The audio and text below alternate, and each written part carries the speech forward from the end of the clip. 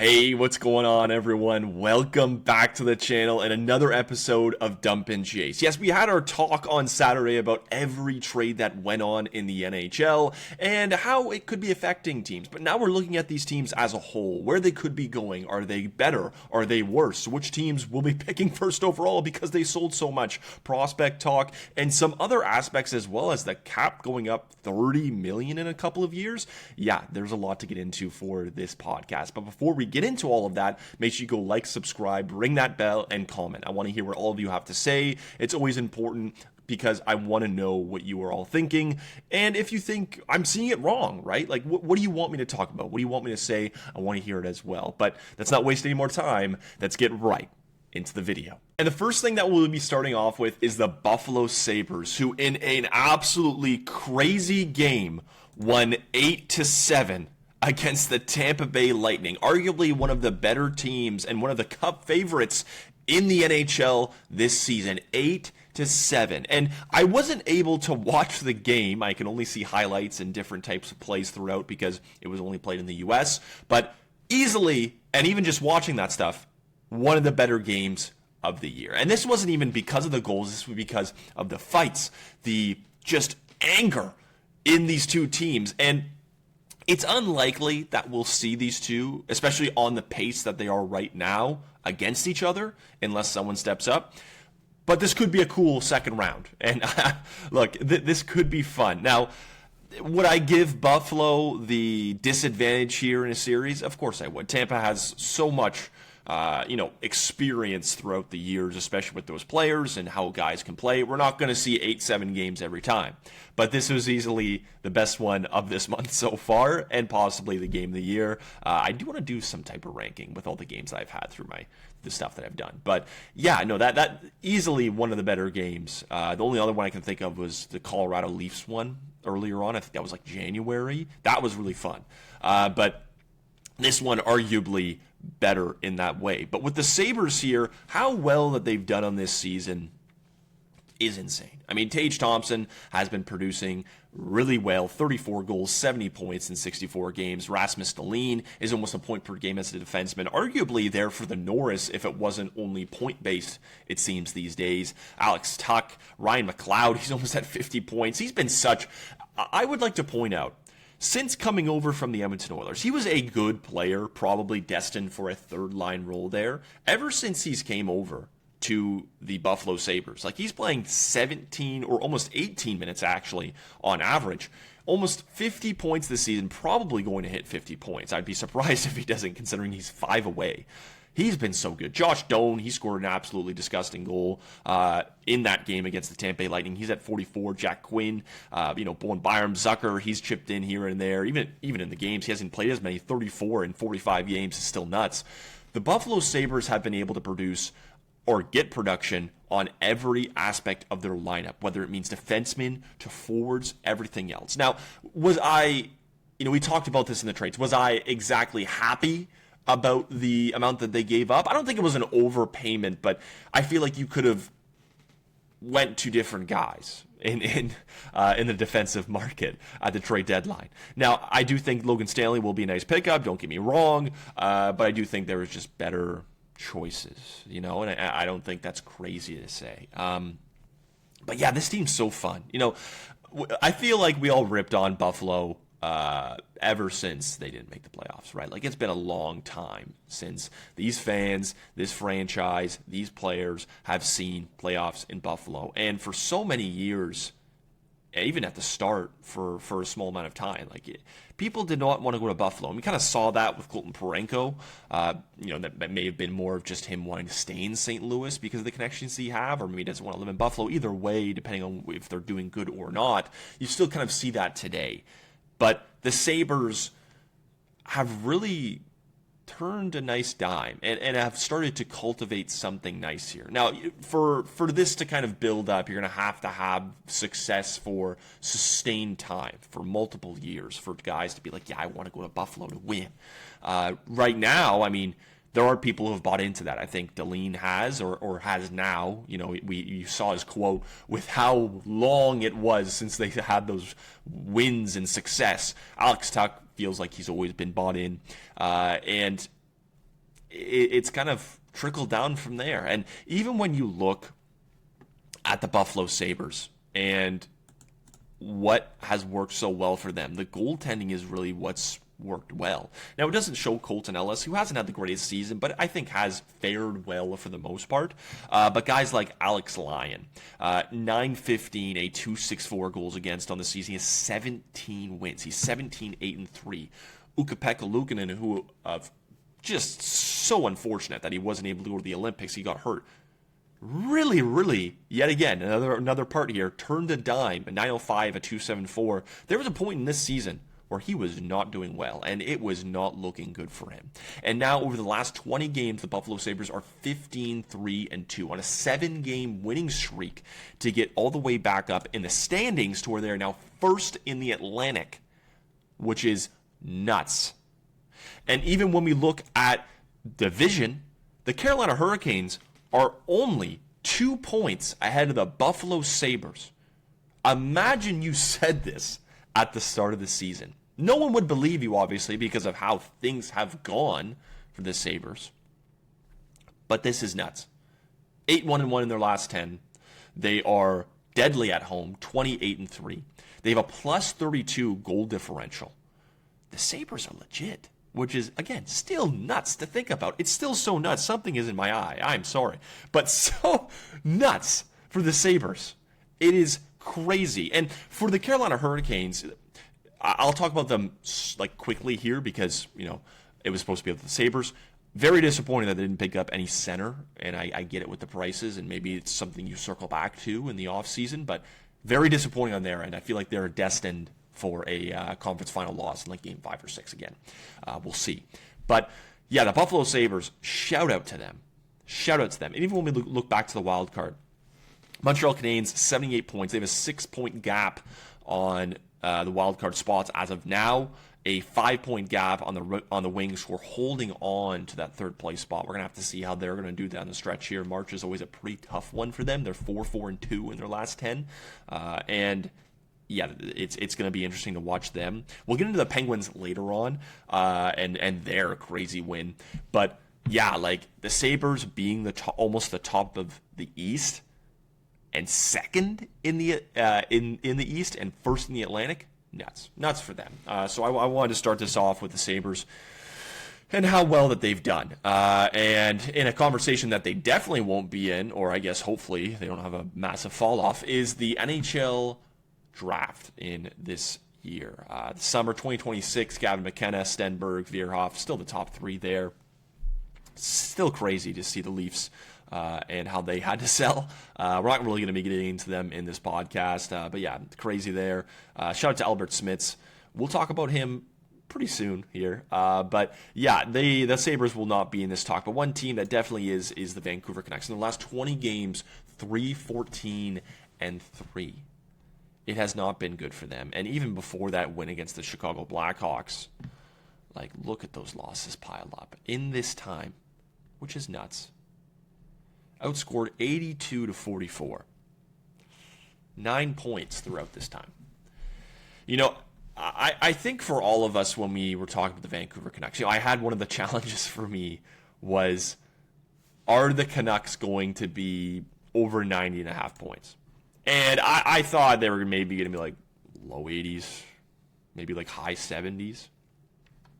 It is not looking like that. 46 points on the season, 19, 36, and 8. And yes, they have sold decently well this season. Quinn Hughes obviously being the biggest one. You get a bunch of prospects back. Connor Garland, get a couple picks back. Less than I thought. If you're wondering about my thoughts for the trade deadline, make sure you go watch the video previous to this. I get into all the big trades that went on and what I thought of each one. But yeah, the Vancouver Canucks, not great this season. And I'm not saying they're going to get this guy. This is more of just someone I want to talk about. I think it's going to be one of these 3, depending, or really one of these 2, depending on what they want. I feel like McKenna is still the 1 or 2 now, compared to a couple months ago where we were talking about him as possibly 3, is Alberts Smits. Alberts Smits is not going to go in the top 3, possibly top 5, but right now ranked at 6 on Tankathon right there, possibly going to the Winnipeg Jets. This guy, to me, is a true younger Moritz Seider. And I know that's kind of crazy, and maybe you're like, Zach, don't put this garbage in front of my face. Okay, I get it. But he really is. The size, the skating, and even the production. Like, playing in Finland, 13 points in 38 games doesn't stick out to you altogether. But Moritz Seider, when he was playing in the Dell, he was not, putting up crazy points, right? Like 6 points in 29 games. And right now, he's on pace for 56. Like, if you're gonna get a guy who's physical, blocks shots, can be a good two-way, I mean, you take that every day, right? If you're any team looking for a possible top 4 at worst to a top pairing defenseman, Alberts Smits is that. We saw him in the Olympics with Latvia. At 18 years old, he was a point per game at the World Juniors, at the World Juniors, excuse me, and then half a point per game at the Olympics. Now, it is tough, right? Like, you want to be producing more. You want to see Latvia doing more. But they played well, and he was a big player in that. Like, he was playing almost 20 minutes a night, which is insane for an 18-year-old and almost unheard of for a guy going into his draft year, right? You talk about how much that could push up draft stock. I don't think it put him up over the top where this guy was going 8 points in 4 games. He was shutting down defensively, playing 26 minutes. No, that wasn't the position that he was put in, nor did he play like that. But he still played pretty well for a draftee who could be going to a team to be playing bigger minutes, maybe not right off the bat, but still so solid. And I truly see the comparison here between him and Moritz Seider. Now, this is not me just saying, like, Europeans unite, right? Like, this is not because of that and because he's playing in the Dell, but you just see it with the size and the skating, right? Like, 6'3", 205, Seider right now, 209, 6'2". I see it so much, and I love this idea that if a team is going to draft him, this is why. I love that idea for it. Now, he's not a right-handed defenseman like Seider is. He's a left-handed defenseman, so I guess, the value for some teams might not look as great, but, I still think you take a guy like this who's going to be pretty good in this way. But yeah, so Alberts Smits, I want to highlight him. Some people have him as high as 2 on the EU skaters side, and sometimes 4, and as low as 10. And I don't know if I agree with 10. If 10 is where he's going to go, then yeah, that's a pretty good steal for the Florida Panthers if he drops to them. Jeez, that would be absolutely insane if he were to go to the Florida Panthers. It would make too much sense that he would flourish in that system. But yeah, Moritz Seider and Alberts Smits, they are now combined in my eyes. But to a team that is, again, not going to be in this talk for the draft, at least in the top 10, and for really future drafts and anything in the top, 60, 90, the Colorado Avalanche. They pretty much cleared out their cupboards to go all in on what this year is going to be for them. And yeah, they get Nazem Kadri, they get Nick Waugh, but probably the best center depth that we have seen in a very long time, Colorado has it. Like, it is easily seen. Now, I don't know what they're going to do with guys like Arturi Lehkonen, Gabriel Landeskog, if O'Connor is going to come back. I don't know if they've ruled him out yet, honestly. But this is going to be very, very interesting to see what the Avalanche do for their team come playoff time to keep Cap in. Now, you can take out a couple of guys like maybe Kiva Ranta sits, and I know this is kind of crazy to say, but if Blackwood starts, and we heard Elliot Friedman talk about this, Wedgwood might not even be in the lineup. You might have to go and get Trent Miner and bring him up, because he costs less, right? You still have to fit the cap in here, but you want to be putting guys like Arturi Lehkonen in your lineup and fitting all of these best players that you trade for, right? But yeah, like it's going to be very interesting to see how they do. Now, I want to talk about Nazem Kadri, him coming back to the Colorado Avalanche, the ovation that he got bringing a cup back there, how much it meant to him and how much sacrifice he put into that team. Absolutely crazy. He's playing as a second-line winger next to Brock Nelson and Ross Colton. And of course, you have a third line of Parker Kelly, Nick Waugh, and Gavin Brindley. Like, this is a good team. Now, will all of these names be on here? I feel like Brindley actually will probably get into the lineup. I don't think he's been playing bad over some names, possibly in Drury and Kiviranta. I only say that because, again, the cap. But this team is stacked. The best center depth that you in the league in a long time of McKinnon, Nelson, Waugh, Drury. Throw Kadri in there. McKinnon, Nelson, Kadri, Waugh. Absolutely nuts. The Avalanche, it's going to be interesting to see how they deal with the cap, right? Like, they're projected right now at $94 million. This is with, people not being in there. I thought I would be able just to do that quickly, but it won't be it won't be a very great draft time. If you see what I'm highlighting on the right side, 0 first-round picks in the next 3 years, 1 second-round pick in the next 3 years, unless they go and make a trade in the offseason to possibly move off cap, but I don't see that happening. So, yeah, the Colorado Avalanche are in win-now mode. I think they are, personally. I think I list them, actually, as my Stanley Cup favorite, my top contender. Not crazy. Their defense is good. It's big, mobile, can score. Their goaltending, pretty solid. Wedgwood or Blackwood, either one. Their forwards, deep and can score, can play defense, and are physical. Like, that's all you're asking for from a team like this. Absolutely crazy for the Colorado Avalanche.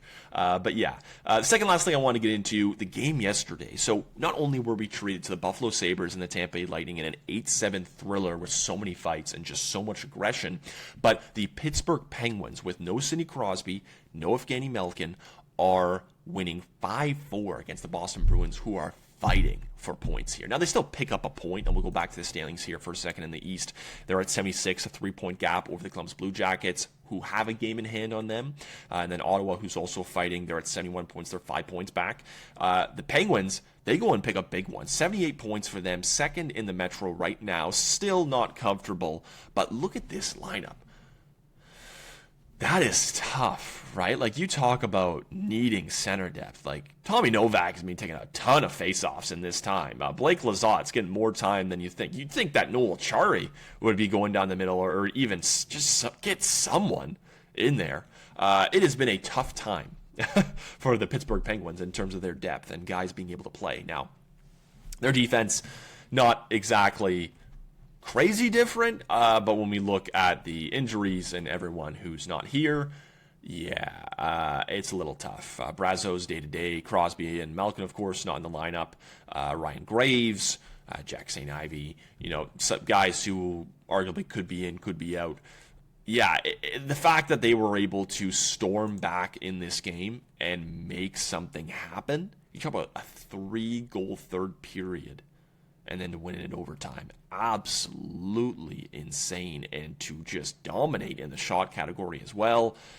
Yeah, like, you need that. Connor Dewar, Mantha, actually 2 by Mantha as well. Like, the depth needs to come in clutch and needs to produce, at least over these next 5 games. Crosby was seen skating. Now, is he going to be back anytime soon? He might want to force himself back. Is that the best idea for the Penguins, who might be going playoff bound? You got to get there first, but, I mean, let's just say you force him back and he gets hurt and he's done. Like, right, you got to weigh it. And I thought that's all about Crosby and how he feels, but I feel like he might think, I got to push myself back. I got to get there. So, for the Pittsburgh Penguins and him, we'll have to see how that one works out. But what a game that was. And considering the depth right here on the forward side, it'll be pretty interesting to see how the Penguins do down the line here, at least for the next 5 games, but definitely the next month, depending on how quickly Crosby comes back or how slowly he comes back. The last one I wanted to get into here, and I touched on it in the intro. Alan Walsh, he had a tweet this morning, or I guess last night, about the current revenue and how it's going to impact the cap. The NHL is projecting an upper limit of $123 million in 2028-29. Right now we're at 95.5. $30 million within the next 3 years. You talk about where the NHL could have went for the last couple of years if there wasn't COVID. You know, in Toronto, we talk about Kyle Dubas and how he was building this team projected on the cap, right? He is the numbers master. We're seeing that in Pittsburgh right now with what he's doing and how he likes to do things. I always believed in a guy like Kyle Dubas. And I do wonder where we would be right now in 2026 if we didn't have that shutdown. You talk about 2, maybe 3 years of stagnant, and if there was growth, small growth in the NHL because of how things were going. The NHL is getting more eyes than ever. We talked about the Olympics, the World Cup of Hockey that's coming up in a couple of years, 4 nations not too long ago, and what that did for the growth of the game just in North America alone. The NHL has so many eyes, and there's so much more space to grow from, considering how physical the game is, how high scoring the game is, how fun it is to watch, and just the atmosphere it brings. Now, it's not going to be, and I don't think it ever will be, the NFL, the MLB, right? But I think there is that talk, and again, this is kind of crazy, to say that we could see something like the NBA. The NBA is still massively huge, and even shooting at that is, you know, a little bit of a stretch. But I think when you compare some of these sports with how the NBA is doing, I think they've done a good job. But it's slowly kind of stagnating, I find, right? Like with this health management, with guys sitting every game, every other game, when they're getting these massive contracts, with, you know, people going way in and having these super teams. I never liked the idea. I always liked the cap and this luxury tax stuff that you see in the NBA, the MLB, and just everything. I hate it. It's not fun. So I do think there is that possibility. Now, we are years and years and years and years and years away, at least as of right now, I think, of having that conversation and the talk about that. But, you know, when you talk about the growth just in general, it's cool to see that we're in these hundreds now and not in these 70s, 80s, and now 90s of where we are right now. It just always felt like the NHL was behind, and it's kind of nice to see that now. But yeah, that's the last thing I wanted to talk about for this podcast. If you have not already, make sure you go like, subscribe, ring that bell, and comment. I want to hear what all of you have to say, because we did talk about a lot, from various teams to who could be making it to who is out and could be getting another pick, and everything in between and all of that. So let me know your thoughts, because I always want to know more and more and what all of you are thinking. So I am just repeating myself here, but again, it's very important that I connect with all of you, and we have that back and forth conversation, even if it's in the comments. But until next time, my name is Zach Staden, and we'll be talking soon.